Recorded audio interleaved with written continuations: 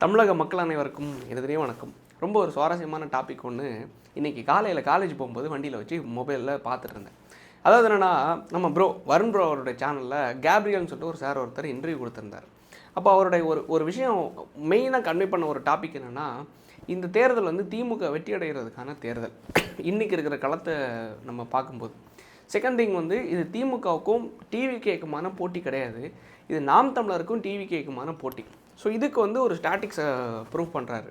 என்ன ப்ரூவ் பண்ணுறாருன்னா, 2021 எலெக்ஷனில் சேம் டிவிகே மாதிரியே மக்கள் நீதி மையம் வந்து இறங்குனாங்க. களம் இறங்குனது மூலமாக அது யாருக்கு பலமாக போயிருச்சுன்னா திமுகவுக்கு. ஸோ அது ஏன் திமுகவுக்கு பலமாக போயிருச்சுன்னா, இங்கே இருக்கிற அந்த தேர்தலை பொறுத்த மட்டும் எல்லாருக்கும் இருக்கிற, அதாவது நாம் தமிழருக்கு லூஸ் பண்ணுறதுக்கு எதுவுமே கிடையாது. கரெக்ட், ஆப்வியஸாக எதுவுமே கிடையாது. அவங்க ஜெயிக்கல, எம்எல்ஏ கிடையாது, மந்திரி கிடையாது, எதுவுமே கிடையாது. ஸோ அவங்களுக்கு லூஸ் பண்ணுறதுக்கு எதுவுமே கிடையாது. எது வந்தாலும் லாபம் தான். ஸோ அப்படி இருக்கிற பட்சத்தில் நாம் தமிழர் கட்சி எந்த அளவுக்கு மக்கள் நீதி மையத்தை உடைச்சாங்களோ அந்த அளவுக்கு உடைக்க ட்ரை பண்ணாங்க. பட் இருந்தாலும் 4-8% அவங்க எவால்வ் ஆகி வந்தாங்க. பட் என்னென்னா, மக்கள் நீதி மையம் பெரிய லெவலில் கேம் சேஞ்ச் பண்ணி திமுக பல தொகுதிகளில் ஜெயிக்கிறதுக்கான வேலையை பார்த்தாங்க அப்படிங்கிற ஒரு விஷயத்த சொன்னார். ஸோ அதே மாதிரி தான் இந்த தேர்தலில் வந்து டிவிகே வந்து கேம் ப்ளே பண்ண போகிறாங்க. ஸோ அவர் ஒரு ஸ்டாட்டிக் சொல்லியிருந்த ஒரு விஷயத்த நானும் செக் பண்ணி பார்த்துருந்தேன். மதுரவாயில்னு ஒரு தொகுதி இருக்குது சென்னையில், திருவள்ளூர் டிஸ்ட்ரிக்ட்டுக்குள்ளே வரும். ஸோ இப்போ மதுரவாயிலில் யார் அதுக்கு முன்னாடி எம்எல்ஏவாக இருந்தாருன்னா, லைக் வந்து பெஞ்சமின் சொல்லிட்டு ஒருத்தர் வந்து ஏடிஎம்கேல கொஞ்சம் செல்வாக்கு மிக்க நபராக அங்கே இருந்தார். ஸோ பெஞ்சமின் அவர்கள் அந்த தொகுதியில் தோக்குறாரு. அப்போ அந்த தொகுதியை பொறுத்த மட்டும் பத்மபிரியான்னு சொல்லிட்டு ஒரு அக்கா தான் மக்கள் நீதி மையம் சார்பாக அந்த டைமில் நீங்கள் பார்த்துருப்பீங்க, இந்த ரீலெல்லாம் விட்டு கொஞ்சம் ஃபேமஸ் ஆகி அவங்க தான் களமிறங்கியிருந்தாங்க மக்கள் நீதி மையம் சார்பாக. ஸோ மதுரவாயில் தொகுதியில் அவங்க நின்று கிட்டத்தட்ட 36,000 ஓட்டு வாங்குறாங்க. கிட்டத்தட்ட 20,000 ஓட்டு வித்தியாசத்தில் தான் ஏடிஎம்கே தோக்குது. ஸோ டிஎம்கே ஜெயிக்குது. ஸோ ஒரு தொகுதியில் மக்கள் நீதி மையம் ரோல் நல்லா ப்ளே பண்ணியிருக்காங்களா, அதே மாதிரி தான் டிநகர் தொகுதியில் டிநகர் சத்யா அவர்கள் ஏடிஎம்கே சார்பாக நிற்கிறார். ஸோ டிஎம்கே அந்த தொகுதியில் ஜெயிக்குது. எவ்வளோ ஓட்டு வித்தியாசத்தில்? வெறும் 200-300 ஓட்டு வித்தியாசத்தில் டிநகர் சத்யா அவர்கள் தோக்குறாரு. டிஎம்கே ஜெயிக்குது. பழனியப்பன் அவர்கள் மக்கள் நீதி மையம் சார்பாக களமிறங்குறார். மோர் தேன் 30,000 ஓட்டு எதோ வாங்கியிருக்காரு, 14,000 ஓட்டு எதோ வாங்கியிருக்காருன்னு நினைக்கிறேன் அந்த தொகுதியில். ஆனால் 10% ஓட்டு எதோ வாங்கினார். ஸோ நான் இன்னைக்கு காலையில் செக் பண்ணும்போது தான் நான் பார்த்தேன். ஸோ இவ்வளோ விஷயங்கள் இந்த குறிப்பாக சென்னைக்குள்ளே இந்த மாதிரி சிட்டிஸ்க்குள்ளே கொஞ்சம் கேம் சேஞ்சராக மக்கள் நீதி மையம் அந்த தேர்தலில் இருந்தாங்க. ஆனால் யங்ஸ்டர்ஸை மிகப்பெரிய லெவலில் புல் பண்ணுற அளவுக்கு அவங்கக்கிட்ட கெப்பாசிட்டி இருந்துச்சான்னு கேட்டால் கிடையாது. ஆனால் அந்த தேர்தலை பொறுத்தமட்டில் நாம் தமிழருக்கு கெப்பாசிட்டி இருந்துச்சு. பலர் என்னென்னா, லைக் வந்து மக்கள் நீதி மையமாக இல்லை நாம் தமிழரான்னு பார்க்கும்போது நாம் தமிழரை சூஸ் பண்ணாங்க. ஈவன் நம்மளை மாதிரி பல யங்ஸ்டர்ஸ் வந்து நாம் தமிழருக்கு ஓட்டு போட்டாங்க அந்த தேர்தலில். ஸோ அதனால 4%-8%க்கு எவால்வ் ஆகி வந்தாங்க. ஸோ இந்த தேர்தலை பொறுத்த மட்டும் கண்டிப்பாக நாம் தமிழர் கட்சி, லைக் அவரோட ஸ்டாட்டிக்ஸை சொல்கிறேன், நாம் தமிழர் கட்சி கண்டிப்பாக லைக் வந்து 8-10% வரைக்கும் போகிறதுக்கான வாய்ப்புகள் இருக்குது. வளர்கிறதுக்கான கோர் ஐடியாலஜி உள்ள கேடஸ் அந்த கட்சியில் இருக்காங்க அப்படிங்கிற ஒரு விஷயத்த அடித்து சொல்கிறார். ஸோ திமுக வெல்றதுக்கான அனைத்து வாய்ப்புகளும் இருக்குது. காரணம் என்னென்னா, என்ன தான் திமுக வீக்காக இருந்தாலும் திமுக வந்து 5,000 கொடுத்து, ஏன்னா அடுத்த 3 மாதத்துக்கு 1,000 ரூபா கொடுக்க முடியாது. ஸோ அந்த கொடுக்க முடியாத காரணத்தினால அதுக்கு கூட 2,000 போனஸாக கொடுத்து இவங்களுக்கு குழுவாக வச்சுருக்கிறதுக்காக மக்களுக்கு ஒயிட்டாகவே அக்கௌண்ட்டுக்கு அனுப்பிச்சிட்டாங்க. ஸோ இந்த 5,000 ரூபா கடைசி நேரத்தில் கொடுக்கக்கூடிய, ஏன்னா பணம் கொள்ளடிச்சு வச்சுருக்காங்க. தூய்மை பணியாளர்களுக்கோ இல்லை லைக் வந்து டெம்பரரி ஒர்க் பண்ணுற டீச்சர்ஸ்க்கோ இல்லை வந்து செவிலியர்களுக்கோ இவங்களை அப்பாயின்ட் பண்ணவும் இவங்களுக்கு சம்பளம் கொடுக்கறதுக்கு தான் திமுக கிட்ட காசு இல்லை.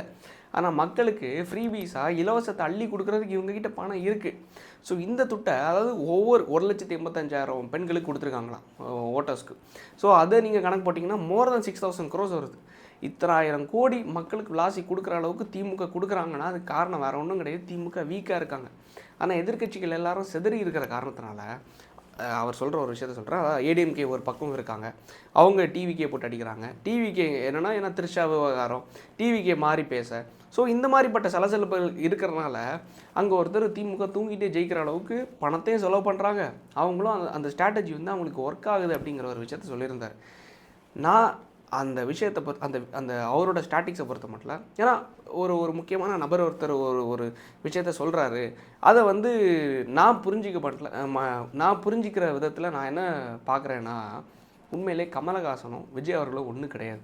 அங்கே இருக்கிற மிகப்பெரிய லெவலில் ஒரு புல்லிங் கெப்பாசிட்டி அதை விட பல மடங்கு விஜய் அவர்கள்கிட்ட இருக்குது, நம்ம ஒத்துக்கக்கூடிய ஒரு விஷயம்தான். பட் இருந்தாலும் இந்த இடத்துல இவங்க வந்து ஒரு மிகப்பெரிய லெவலில் திமுக தோக்குறதுக்கான வேலைகளை டிவிக்கு பண்ணிகிட்ருக்காங்க. ஆனால் இவங்க ஜெயித்துருவாங்களா அப்படிங்கிற ஒரு விஷயத்த கேட்டால் எனக்கு தெரில. தனிச்சு நின்று எல்லா தொகுதிகள்லையும் ஜெயித்து ஆட்சியை பிடிச்சிருவாங்களாங்கிறது எனக்கு தெரில, நானும் சொல்ல முடியாது. காரணம் என்னென்னா, அவங்களோட கெப்பாசிட்டிங்கிறது கேண்டிடேட் அனௌன்ஸ் பண்ணுறதுக்கப்புறம் தான் நம்மளால் கெஸ் பண்ண முடியும். ஒவ்வொரு கேண்டிடேட்ஸும் எவ்வளோ ஒர்க் பண்ணியிருக்காங்க, எந்த அளவுக்கு கிரவுண்டில் ஸ்ட்ராங்காக இருக்காங்க, எந்தெந்த தொகுதிகளில் இவங்க எவ்வளோ ஓட் பேங்க் கெயின் பண்ணுவாங்க. இப்போ நம்ம லாஸ்ட்டாக காரைக்குடி தொகுதி எடுத்திருந்தோம். அப்போ காரைக்குடியை பொறுத்தமட்டில் சீமான் அவர்கள் அந்த தொகுதியில் நிற்கிற பட்சத்தில் அவரோட பிரபு அவர்கள் நல்லா பெர்ஃபார்ம் பண்ணுவார். காரணம் என்னன்னா, பிரபு வந்து அந்த கிரவுண்டில் மிகப்பெரிய லெவலில் ஒர்க் பண்ணிகிட்டு இருக்காரு. அவரோட அப்பாவும் காங்கிரஸ் பெல்ட்டில் வந்தவர். அந்த அந்த ரெண்டு லைக் வந்து வேவுமே ஒர்க் ஆகும் அப்படிங்கிற ஒரு விஷயத்த நம்ம சொல்லியிருந்தோம். 234 தொகுதியிலையும் கேண்டிடேட்ஸ் களம் இறங்கும்போது எப்படி இருக்கோங்கிறது தெரியாது, நம்மளால் கெஸ் பண்ண முடியாது.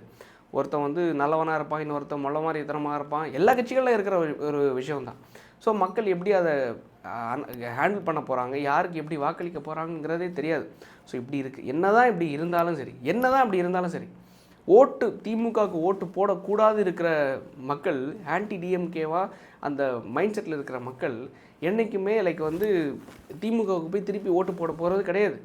ஆனால் அவங்களுக்கு இந்த தேர்தலை பொறுத்த மட்டும் இருக்கிற ஆப்ஷன்ஸுங்கிறது அவங்களுக்கு அந்த சூஸ் பண்ணுறது லைக் வந்து வெறும் ஏடிஎம்கேவா இல்லை நாம் தமிழரா அப்படிங்கிறது இருக்கிறத தாண்டி இன்னொரு கேம் சேஞ்சராக டிவிக்கே உள்ளே வந்திருக்காங்க. ஸோ அப்படி வந்திருக்கிற பட்சத்தில் நான் பார்க்குற விதம் என்னென்னா, ஏடிஎம்கேவா இல்லை நாம் தமிழரா இல்லை டிவிகேவா அப்படிங்கிற கை போகும்போது கண்டிப்பாக அது நாம் தமிழராக புறந்தள்ளுவாங்க அப்படிங்கிற ஒரு விஷயமாக தான் நான் பார்க்குறேன். அது காரணம் என்னங்கிறது நான் தெளிவாக சொல்கிறேன். அது என்னென்ன வேறு ஒன்றும் கிடையாது. மக்கள் மத்தியில் ஒரு நல்ல ஒரு ஐடியாலஜி ரீதியாக இருந்த கட்சி, லைக் வந்து மிகப்பெரிய லெவலில் தத்துவங்களை கொண்டு போய் சேர்த்த ஒரு கட்சி, நாங்கள் இதெல்லாம் பண்ண போகிறோம், தற்சார்பு பொருளாதாரம் எல்லா விஷயத்தையும் மக்கள்கிட்ட கன்வே பண்ண ஒரு கட்சி, இன்றைக்கி வந்து அது ஒரு விதத்தில் உடஞ்சி உன்னை வந்து குதிரையில் போகிறதுக்கு அழகு பார்த்து நான் விட்டா, நீ என்னடா நான் இங்கே கீழே வந்து சண்டை போட்டுட்ருக்க அப்படின்னு சொல்லிட்டு அந்த பாணியில் மக்கள் வந்து பார்த்துட்ருக்காங்க.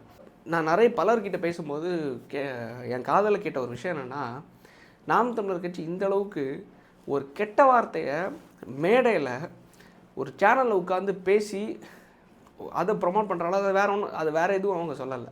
இந்த மடக்கூதிகள், அதாவது சாரி தப்பாக எடுத்துக்காதீங்க, அதாவது நான் சொல்கிறது கிடையாது, அவங்க சொன்ன வார்த்தை. இவ்வளோ ஒரு கொச்சையாக பேசி மக்கள் மத்தியில் ஒரு டீசெண்டாக பார்த்துட்டு இருந்த ஒரு நபர் வந்து அதை என்ன தான் சீமான் அவர்கள் கொஞ்சம் காட்டு மிராண்டித்தனமாக பேசினாலும் இந்த அளவுக்கு பேசுவாங்க அப்படிங்கிறது யாரும் எதிர்பார்க்கல. கூட்டணியில் வராத ஒரு காரணத்தினால இந்த அளவுக்கு பேசுகிறாங்களே அப்படிங்கிற ஒரு விஷயம் மக்கள் பார்க்கும்போது அதை வந்து ஒரு தேர்ட் கேட்டகரி கட்சியாக புறந்தள்ள ஆரம்பிச்சிட்டாங்க. உண்மையிலே அது ஒரு கவலைக்கிடமான ஒரு விஷயம் தான். காரணம் என்னென்னா, தமிழ் தேசியம் என்கிற ஒரு கொள்கையை தூக்கி பிடிச்ச ஒரு கட்சி நாம் தமிழர் கட்சி. ஸோ என்ன மாதிரி பல இளைஞர்கள் அந்த கட்சியிலேருந்து அரசியல் கற்றுக்கிட்டாங்க. பட் இருந்தாலும் அந்த ஒரு டீசென்சியை மெயின்டைன் பண்ணுறது, மக்கள்கிட்ட எலைட்டான ஆடியன்ஸாக இருந்தாலும் சரி, லோக்கலில் இருக்கிற ஆடியன்ஸாக இருந்தாலும் சரி, எல்லா மக்களையும் கவர் பண்ணுறதுக்கான ஒரு புல்லிங் கெப்பாசிட்டி நாம் தமிழர்கிட்ட இருக்கா இல்லை டிவிக்கு கிட்டே இருக்கா, இந்த யங்ஸ்டர்ஸை பிடிச்சி உள்ளே ஏற்றுறதுக்கான கெப்பாசிட்டி இருக்கான்னு கேட்டால் நான் ஓப்பனாக சொல்லுவேன், அது டிவிக்கு கிட்ட தான் இருக்குது. ஆனால் ஏடிஎம்கேக்கான ஓட்டு அவங்களுக்கு விழுந்துடும், திமுகவுக்கான ஓட்டு அவங்களுக்கு விழுந்துடும். ஆனால் இந்த யங்ஸ்டர்ஸுக்கான ஓட்டு யாருக்கு போய் சேர போகுது, இவங்க இந்த யாருக்கு புதுசாக வாக்களிக்கலாம், நாம் தமிழருக்கா இல்லை டிவிகேக்கா அப்படிங்கிற ஒரு விஷயம் வரும்போது டெஃபினட்டாக நான் சொல்கிறேன், இந்த பக்கம் கைகள் போகாது, டிவிகேக்கு தான் கைகள் போகும் அப்படிங்கிற ஒரு விஷயத்த மக்கள் புரிஞ்சுக்கிட்டாங்க. மக்கள் வந்து ஒரு மைண்ட் செட்டுக்கு வந்துட்டாங்க. திருப்பி நாம் தமிழருக்கு இந்த வாட்டி ஓட்டு போட வேண்டாம், மக்கள் நீதி மையம் மாதிரி நம்ம வந்து ஒரு சின்ன புல்லிங் கெப்பாசிட்டி அவங்களுக்கு கிடையாது. இந்த எலெக்ஷனை பொறுத்தமட்டில் பெரிய ஒரு புல்லிங் கெப்பாசிட்டி இருக்குது. யாருக்குன்னா திரு விஜய் அவர்களுக்கு. எம்ஜிஆர் அவர்களுக்கு அடுத்ததாக லைக் வந்து விஜயகாந்த் அவர்களுக்கு அடுத்ததாக மிகப்பெரிய லெவலில் ஒரு க்ரௌட் புல்லிங் வச்சுருக்க ஒரு நபர். ஒவ்வொரு மாநாட்டிலையும், இந்த மாநாடு அடுத்த மாநாடு விக்கிரவாண்டி லைக் வந்து மதுரையில் போட்டது, திருச்சியில் போட்டது, பாண்டிச்சேரியில் போட்டது, சேலத்தில் போட்டது, ஒவ்வொரு மாநாடையும் நீங்கள் எடுத்துக்கிட்டீங்கன்னு வைங்களேன், கம்ப்ளீட்டாக அந்த அந்த கவுண்டுங்கிற ஒரு விஷயம் இருக்குல்ல, அதே சில வாய்கள் தான் அங்கே வந்து 7 லட்சம் பேர் வந்தாங்க, 8 லட்சம் பேர் வந்தாங்கன்னு சொன்னாங்க.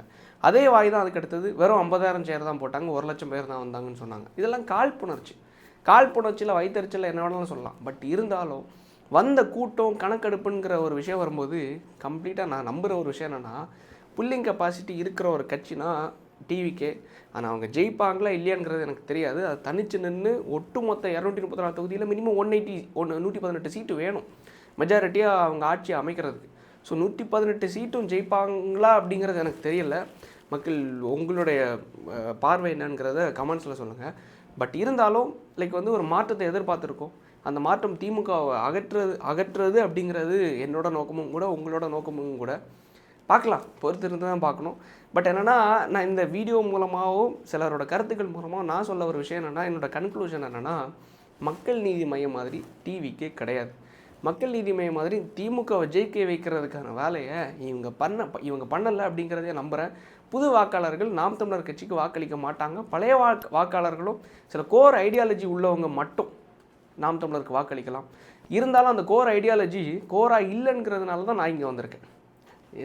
அந்த கட்சியிலேருந்து வெளியே வந்து உட்காந்துட்ருக்கேன். காரணம் என்னென்னா, நடிகரை ஏற்றுக்கக்கூடாதுன்னு சொன்னீங்க. இதோட முடிச்சிடுறேன்.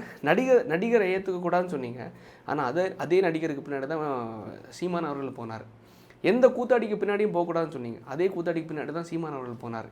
எந்த கூத்தாடியோட ஆதரவும் வேணான்னு சொன்னீங்க. அதே கூத்தாடியோட மைக் சின்னம் டிவி இந்த பாட்டில் வந்தனால தான் எங்களுக்கு தான் ஆதரவு கொடுத்தீங்கன்னு சொன்னீங்க. இந்த கூத்தாடி தற்கொலை கூத்தாடி அப்படின்னு சொன்னீங்க இப்போது.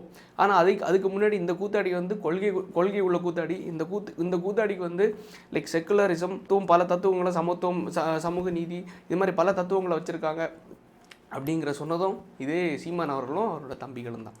மாற்றி பேசிகிட்டு இருக்காருன்னு சொன்னேன். இதோ இன்றைக்கி கூட திருச்சியில் அவங்க வந்து மாநாடு நடத்துகிறாங்கல்ல, அந்த மாநாடு நடந்துட்டு இருக்கும்போது சீமான் அவர்கள்கிட்ட பத்திரிகையாளர்கள் மைக்கை நீட்டியிருக்காங்க. அதாவது என்னென்னா, வீட்டிலே இருந்த விஜய் அவர்கள் வந்து இப்போ வந்து நிர்வாகிகளை சந்திக்க ஆரம்பிச்சிருக்காரு, அதை பற்றி நீங்கள் என்ன நினைக்கிறீங்க அப்படின்னு சொல்லிட்டு நம்ம அண்ணன் என்ன பதில் சொன்னார் தெரியுமா? நம்ம தம்பியை பற்றி நம்ம பதில் எதுவும் சொல்ல வேண்டிய அவசியம் இல்லை. அவர் ஏதோ பண்ணிகிட்ருக்காரு, லைக் தம்பி எதுவும் குறை சொல்ல அவசியம் இல்லை அப்படிங்கிற மாதிரி சொல்லிவிட்டு சாஃப்ட் கார்னரில் ஹேண்டில் பண்ணிட்டு போயிட்டார்.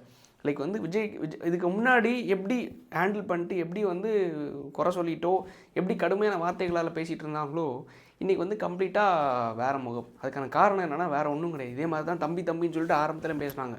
அதுக்கடுத்து என்னென்னா தற்கொலைகள், மடக்கூதிகள் அப்படின்னு சொல்லிட்டு பேச ஆரம்பித்தாங்க. ஆனால் இன்றைக்கி இப்படி பேசுகிறது காரணம் என்னென்னா, ஒரு அனலிஸ்டிக் எல்லோரும் எடுப்பாங்கல்ல, யங்ஸ்டர்ஸோட ஓட்டு பிரியுது, உடையுது, நாம் தமிழர் கட்சிக்கு வரணும் அப்படிங்கிற இருந்தவங்களும் வெளில போகிறாங்க அப்படிங்கிற ஒரு விஷயம் வந்து எல்லாருக்கும் தெரிய ஆரம்பிக்குது. ஸோ அதனால் அண்ணனோட முகம் மாறினதில் இதுவும் ஒரு தருணம். லைக் வந்து பல முகங்களில் இதுவும் ஒரு தருணம்னே சொல்லலாம். ஸோ இப்படி பல